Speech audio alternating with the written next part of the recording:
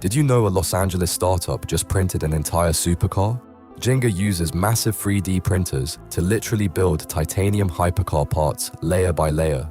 Their revolutionary machine creates components 40% lighter than traditional parts, yet stronger than forged metal. The result?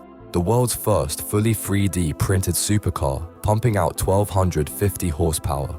Founder Kevin Singer's aerospace background helped him crack the code, allowing his team to print cars faster than Ferrari can hand build them.